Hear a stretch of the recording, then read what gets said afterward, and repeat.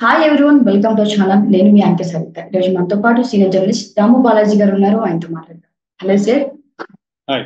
So Kodali Nani గారి nomination reject అయిందనేసి అంటున్నారు, ప్రచారం సాగుతుంది. సో ఎందువలన జరిగింది సార్? సో ఎందువలన రిజెక్ట్ అయి ఉంటుంది మీ మాటలో?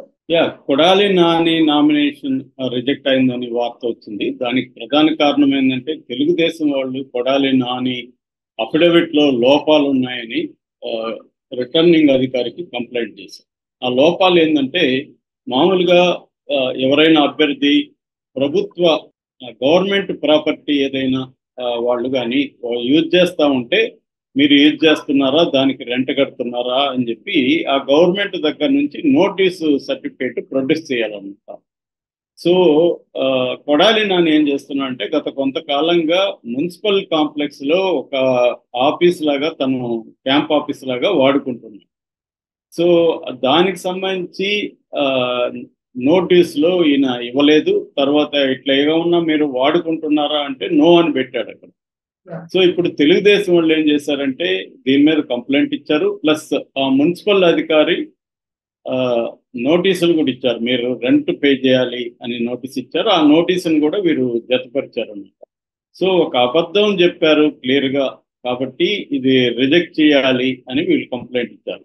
అయితే రిటర్నింగ్ అధికారి ఇప్పటి వరకు అయితే దాన్ని అఫీషియల్గా రిజెక్ట్ చేసినట్టు ఎక్కడ కూడా ప్రకటించలేదు.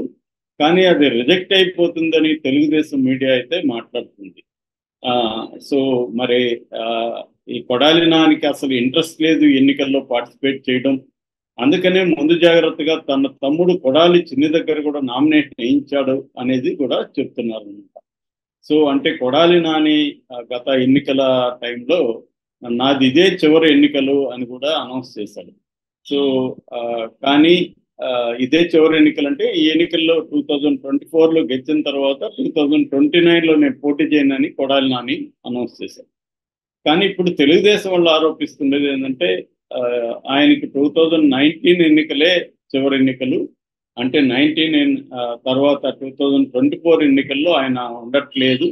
అందుకనే ఆయన ముందుగా తెలిసే కావాలనే ఇచ్చేశాడు. ఆయన ఇప్పటికీ 4 సార్లు ఎమ్మెల్యేగా గెలిచాడు. తెలుగుదేశం నుంచి 2 సార్లు, వైసీపీ నుంచి 2 సార్లు మినిస్టర్గా కూడా పనిచేశాడు. ఆయనకి ఎన్నికల అఫిడవిట్ ఎలా ఉండాలి, ఏమేమి ఇవ్వాలి అనేది చాలా బాగా తెలుసు కూడా. ఎందుకు ఇది చేశాడంటే ఆయనకి ఇష్టం లేదు ఎన్నికల్లో నిలబడితే ఓడిపోతాము అన్న భయం ఉంది అని తెలుగుదేశం వాళ్ళు ఆరోపిస్తున్నారు. సో అందుకని చాణక్య సర్వే లాంటి సర్వేలు కూడా ఇక్కడ టఫ్గా ఉంటుంది, కొడాలి నానికి గెలవడం అంత ఈజీ కాదని కూడా సర్వేలో తేలింది. సో ఈ కాంటెక్స్లో కొడాలి నాని వాళ్ళ తమ్ముడి దగ్గర, కొడాలి చిన్ని దగ్గర ముందే నామినేషన్ వేయించడం వెనక మతలబు కూడా ఇదే అని చెప్తున్నారు. బట్ రిటర్నింగ్ అధికారి అయితే ఇప్పటి వరకు నేను ఆల్రెడీ సైన్ చేసేసాను, నేను దీని మీద ఏమి చర్య తీసుకున్నాను అన్నట్టుగా చెప్తున్నారు. బట్ దాని మీద రిటర్నింగ్ అధికారి మీద కూడా వీళ్ళు కంప్లైంట్ ఇచ్చారనమాట. ఇప్పుడు తెలుగుదేశం వాళ్ళు ఎన్నికల కమిషన్కు, నేషనల్ ఎన్నికల కమిషన్ కూడా వాళ్ళు పంపించారు. సో అది పెండింగ్లో ఉంది. అది ఈ రోజు కానీ రేపు కానీ తేలే అవకాశం ఉంది. ఒకవేళ ఎన్నికల కమిషన్ కానీ ఈయన పొరపాటు చేశాడు, అందువల్ల రిజెక్ట్ చేస్తామని చెప్తే మాత్రం కొడాలి నానికి ఇబ్బంది అవుతుంది. అప్పుడు కొడాలి నాని తమ్ముడు కొడాలి చిన్ని రంగంలో ఉంటారు. ఆయన్ని గెలిపించమని అప్పుడు కొడాలి నాని బ్యాచ్ అడిగే అవకాశం ఉంది. అయితే ఇదంతా జరగాలంటే ఆల్రెడీ ఎన్నికల రిటర్నింగ్ ఆఫీసర్ ఏమో ఇచ్చేశారు. సో ఇచ్చేసిన తర్వాత అంటే రిజెక్ట్ చేయలేదు ఇప్పటి వరకు. ఎన్నికల కమిషన్ ఏమన్నా దీని మీద చర్య తీసుకుంటే కానీ కొడాలి నానికి ఏమన్నా ఇబ్బంది ఉంటుంది. అదర్వైజ్ కొడాలి నానికి ఏ రకంగా ఇబ్బంది ఉండే అవకాశం లేదు. ఎందుకంటే ఇటువంటి పుకార్లు బొగ్గన రాజేంద్ర ప్రసాద్, ఆయన ఆర్థిక మంత్రి గతంలో, ఆయన మీద కూడా సేమ్ ఇలాగే వచ్చింది. నేనంతా కూడా బ్రేకింగ్ న్యూస్ ఆయన మీద కూడా బొగ్గన నామినేషన్ రిజెక్ట్ అని వచ్చింది. సో కానీ రిటర్నింగ్ అధికారి నిన్న ఈవినింగ్కి ఆయన నామినేషన్ యాక్సెప్ట్ చేస్తున్నట్టు కూడా ప్రకటిస్తూ ఒక నోటు రిలీజ్ చేశారు. అలాగా అంతకుముందు మనం కూడా చెప్పుకున్నాం, పవన్ కళ్యాణ్ నామినేషన్ కూడా రిజెక్ట్ అయింది. ఎందుకంటే ఆయన మూడో భార్య ఆస్తుల గురించి కానీ పిల్లల గురించి కానీ ప్రకటించలేదు అఫిడవిట్లో.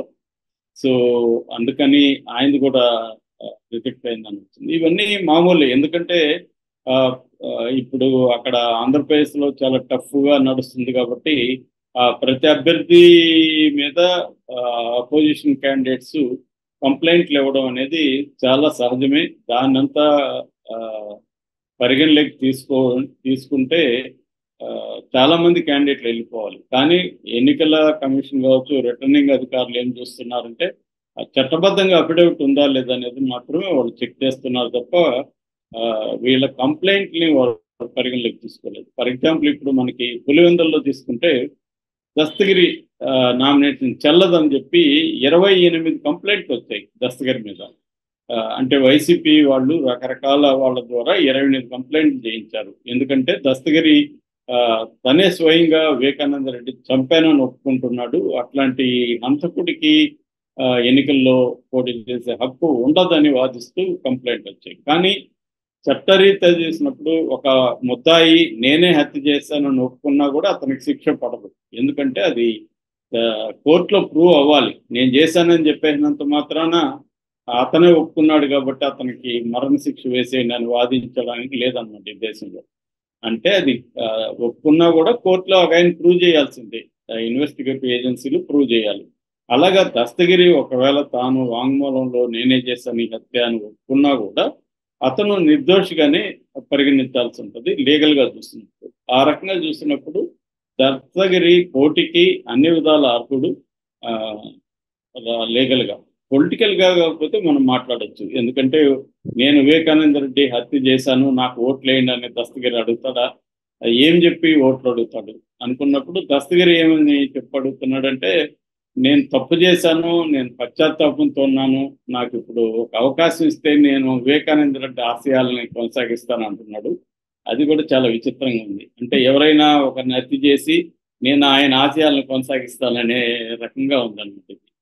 సో ఇది ఒక విచిత్రమైన పరిస్థితి అని చెప్పచ్చు ఆంధ్రప్రదేశ్లో. సో అట్లాంటి వ్యక్తికి కూడా మన ప్రజాస్వామ్యం హక్కులు కల్పించింది. ఎందుకంటే కోర్టులో ప్రూవ్ అయితే తప్ప ఎవరిని కూడా మనం దోషని చెప్పడానికి లేదు.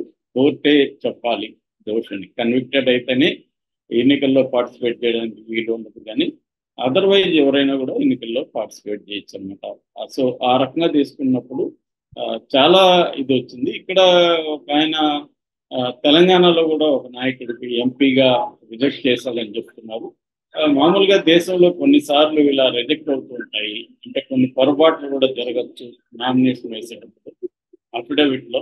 సో ఈ కాంటెక్స్ట్ లో మనకి కొడాలి నానైతే ఆయనకి ఏ రకమైన ఇబ్బంది ఇప్పటి వరకు అయితే లేదు. కానీ ఈ పాయింట్ కూడా వెరీ ఇంపార్టెంట్ పాయింట్. ఎందుకంటే గవర్నమెంట్ ఆస్తిని ఆయన తను వాడుకుంటున్నప్పుడు అది నో డ్యూస్ చెప్పాలి. గవర్నమెంట్కి డ్యూస్ ఉంటే మాత్రం అది ప్రకటించకుండా ఉంటే అది మోసం చేసినట్టు అవుతుంది. ఆ పాయింట్ మీద పట్టుకొని తెలుగుదేశం వాళ్ళు ముఖ్యంగా లోకేష్ చంద్రబాబు దీని మీద ఫోకస్ చేసినట్టు తెలుస్తుంది. ఎందుకంటే కొడాలి నాని తెలుగుదేశం వాళ్ళని పవన్ కళ్యాణ్ని వీళ్ళని తిట్టినట్టుగా ఇంకే నాయకుడు కూడా తిట్టాడు. అతను చాలా షార్ప్గా ఉంటుంది కామెంట్స్, చాలా దారుణమైన కామెంట్స్ చేస్తుంటాడు, వాడు వీడు అని మాట్లాడతాడు, బండబూతులు పెడుతుంటాడు. అందుకని తెలుగుదేశం వాళ్ళు కూడా కొడాలి నాని మీద చాలా సీరియస్గా ఇచ్చేస్తున్నారు. అయితే కొడాలి నానికి ఆపోజిట్ గా వెనిగళ్ల రాము పోటీ చేస్తున్నాడు అక్కడ తెలుగుదేశం కూటమి నుంచి. వెనిగళ్ల రాము ఎన్ఆర్ఐ, అతను కూడా ఎప్పటి నుంచో వెనిగళ్ల ఫౌండేషన్ పెట్టుకొని అక్కడ పనిచేసుకుంటూ ఉన్నాడు. బట్ కొడాలి నానికి ఏంటంటే లోకల్గా ఇప్పటికి కూడా బలం ఉందని చెప్తున్నారు. ఎందుకంటే ఆయన ఎప్పుడు నిరంతరం ప్రజల్లో ఉండడం, ఏ ఫంక్షన్లు ఎవరు చేసుకుంటున్నా, ఏ కార్యక్రమం చేసుకుంటున్నా వెళ్ళి కొంత వాళ్ళకి ఆర్థిక సహాయం చేయడం, ఇలాంటివి కొడాలి నాని ఎప్పటి నుంచి చేస్తున్నాడు. కాబట్టి కొడాలి నానికైతే గెలవడం అంత కష్టం కాదని అంటున్నారు.